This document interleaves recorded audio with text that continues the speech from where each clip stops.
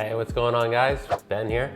And Maddie, and as an amateur who aspires to be a pro player, we are excited to share the inside scoop on what it takes to be a pro player, As well as tips to level up your game no matter what level you are. Let's get started. So starting with the basics, at any level we're always trying to improve our game. So how can we take these drilling and practice sessions to the next level? Drilling and practice, I think, needs to be very specific. So when you're drilling, I think you can isolate skills. Hopefully, you're picking skills that are going to be helpful to you to improve. But you can really isolate very specifically to make those better more quickly. And then practice sessions, you can kind of do a similar thing in two ways. You can either be focusing on one or two things while you're practicing that you think you need to work on. Or you can even do what you just drilled. So you drilled, an hour before, or like drilled for an hour, and then you're playing a game.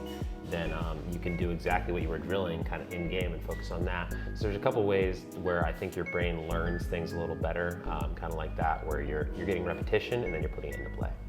It seems like such simple advice to some people, yet it's so important to do so.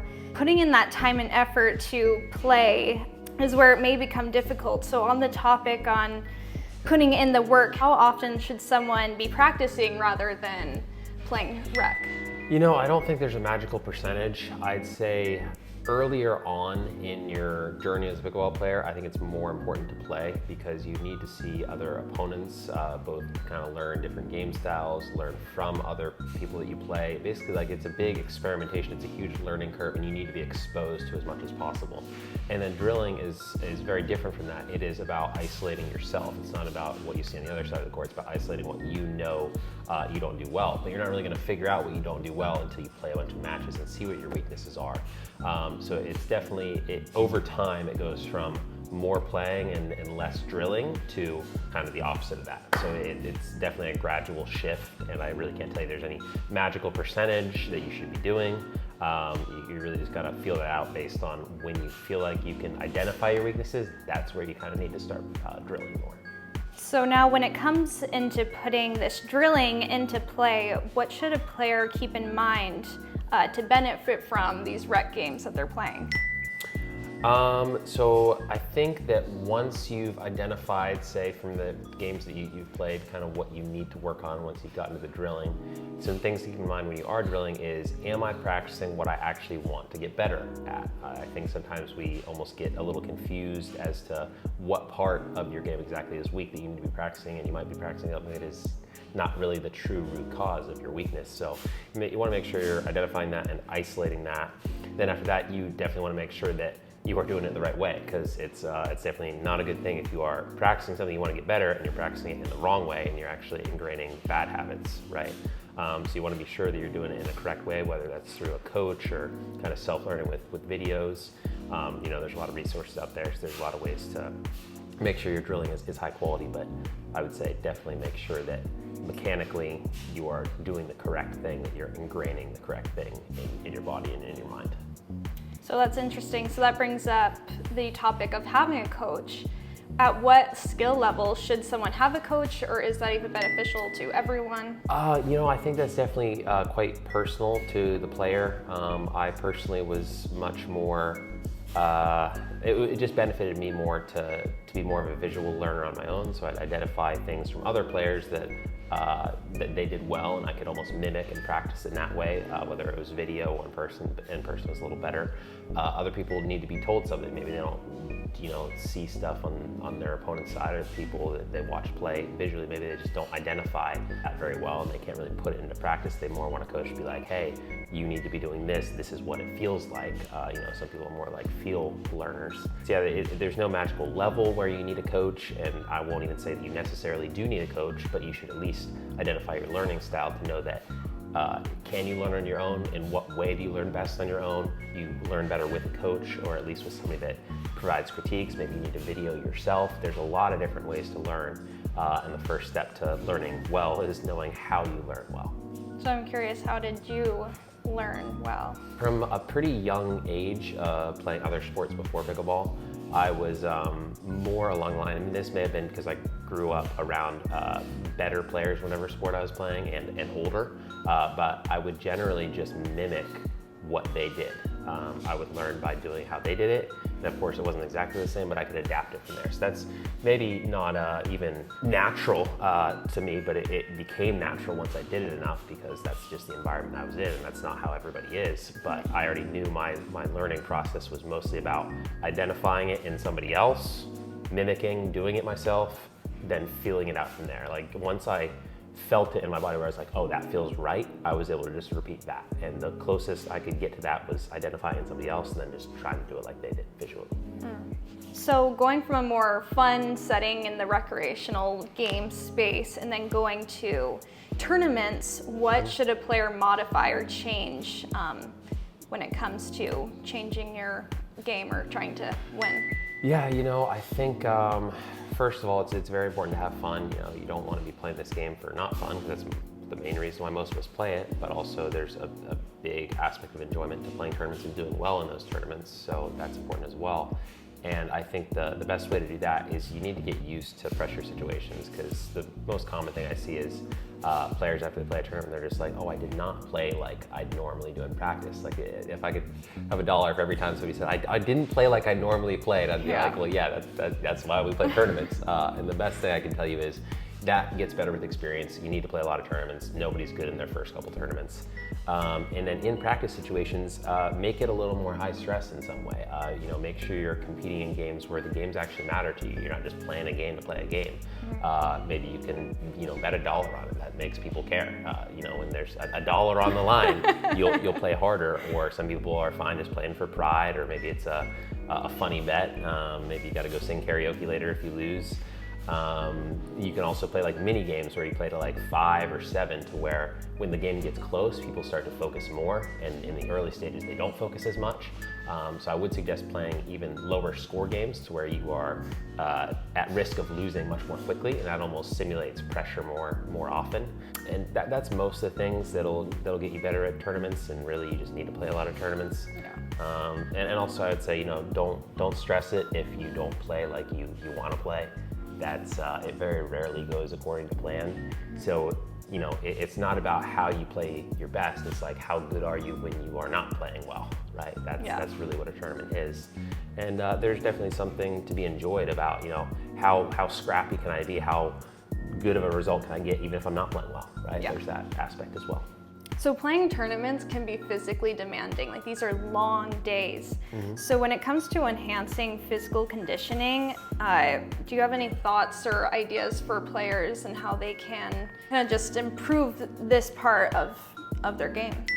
Yeah, so I think what most people jump to is general physical fitness, and I'm not going to tell you that is not extremely important. It totally is. The more physically fit you are, the more stamina you have, kind of a war of attrition almost, the better off you're going to be at a tournament. You can also just make quick fixes that are going to make you a lot better at tournaments more quickly than upping your conditioning, and that is recovering between matches, because generally you'll play a match and then you'll have between 20 minutes and sometimes up to like 2 hours. So you really gonna want to get used to that, and probably, you're not really gonna know when you're gonna play next. So you need to have a routine between matches that makes you prepared for the next one. For me, that's hydrating as much as possible. I think a good habit at tournaments is always have your water bottle with you no matter where you're at, and then just make sure you're sipping. It's just continual sips. It's not like all at once, it's just throughout the day, you're just hydrating constantly. And then get out of the sun. Sun will just kill your energy, so go find a shady spot. I won't tell you even need to sit down. Just make sure you're out of the sun. You can stand, you can walk around if you want, and try not to get tight. Don't stay sitting for too long in one place. Otherwise, when you get up, you're gonna be like, oh, I'm not ready to play again. And then just do, some minimal warm up once you get called. I know you don't have a ton of time a lot of the time, but I think within that call, if you have even 10 minutes, you can do 5 minutes of quick, just physical stuff, and then 5 minutes on the court, and you should be pretty much good to go. But if you don't do that, you're gonna be tight, and you're probably gonna get off to a bad start, and then the match goes usually pretty poorly from there. So a couple of things on that, because I think we touched on a lot of different topics and aspects on that. So in between matches, do you personally stretch in between games, and do you think that this is beneficial? Like when you talk about not sitting for too long, like what goes into that? So stretching, like static stretching, I don't recommend unless you know for sure you have a long break, where it's like, I'd say at least an hour and a half, hopefully more, and then you stretch directly after the match you just finished, and then you have enough time to kind of wind down and then re-warm up. So that's beneficial, whereas if you don't stretch, then you can lock up if you don't do anything for like 2 hours. So that's a reason to do it, but if it's only like 30 minutes, I wouldn't stretch and then re-warm up within 30 minutes. Yeah. So yeah, I think stretching is important, but you need to know how much time you have, and I know that's not always the case for people.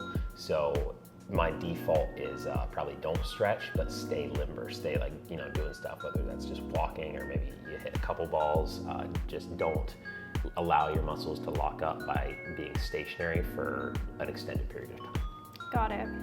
And then when it comes to this 5 minutes that we have to practice when we get our court assignment, what is the most beneficial shots or drills to do when we have this 5 minutes? Yeah, so part of that warm up I'd say is just physical. Make sure you are moving your legs, do some kind of dynamic movement, side shuffles, leg kicks, hamstrings, legs out, butt, what are they called, knee ups and butt backs or whatever. Just get your body moving, your blood flowing, and that's huge. And your shots will be better if you're actually having good footwork and moving your body. As far as warming up actual pickleball shots, I would say warm up whatever makes you feel the best. For me, that's a couple dinks, a couple blocks, a couple drops and drives, and that's about it. So these are all great points that you mentioned about physical conditioning and making sure that you're always staying loose. And then when it comes to maybe off the court and not during a tournament, but getting ready for tournaments, do you have any tips for sticking to a healthy and balanced schedule and lifestyle, and how much that plays a role into how well you do in a tournament? Yeah, preparation leading up to a tournament plays a huge role, I think. I know I've done poorly sometimes when my preparation was not what it should be for whatever reason. So the best thing I can tell you, number one, probably is sleep.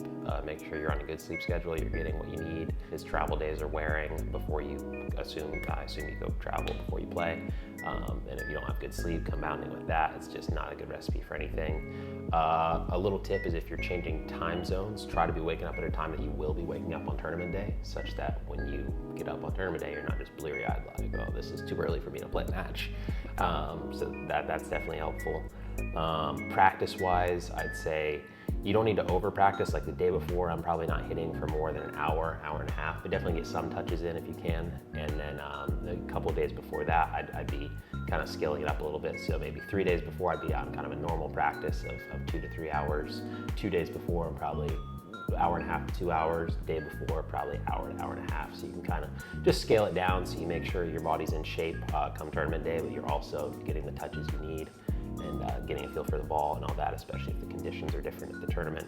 So yeah, there's a lot of stuff you can do with preparation, diet as well, hydrating. You can pre-hydrate like up to 3 days before.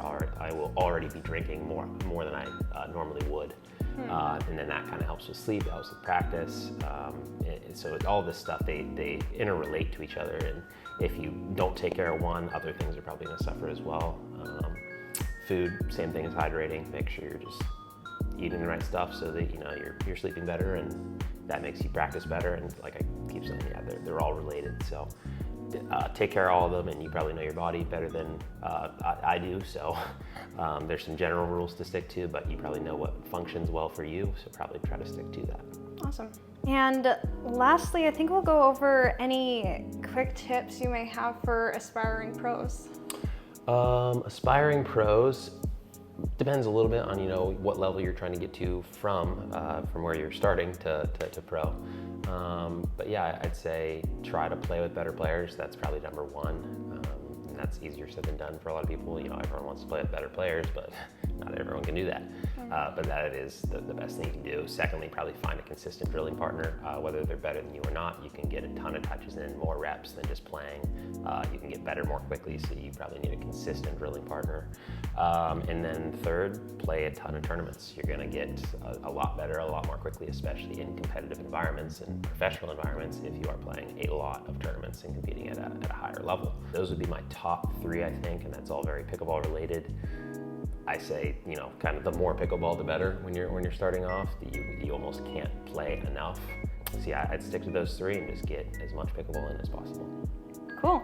But yeah, those are the tips I have, and any aspiring pro, very much encourage it. Keep trying, whether you're succeeding or not. You know, the more you try, the more work you put in, the more likely you are to succeed. And I love watching pros do well, coming up, doing better gradually, you know, earning the success that they get. So yeah, if you're out there and you're grinding, then more power to you. And come, if you see me in a tournament, come let me know what you're doing. I'd like to hear about the journey. So yeah, good luck. Awesome. Thanks for watching.